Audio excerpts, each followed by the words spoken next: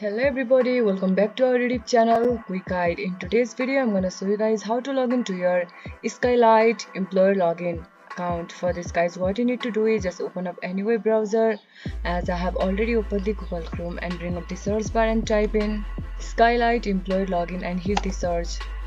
Make sure guys it takes you to the official link. Scroll down a bit.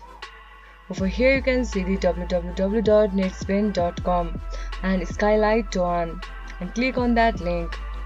Now guys, you'll be taken to the official website of Netspend.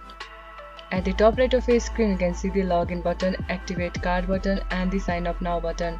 For now I'm going for login button. Now guys, you'll be taken to the new interface, which is the login page of Netspend. Over here you just need to enter your username. Similarly, enter your password over here.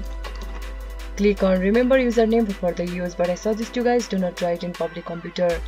And once you click on login button, then you'll be easily access your account. In case if you forgot your username or password, just click on forget your username or password to retrieve your username or password. If you don't have a card, just click on order a new card. This was for today's video.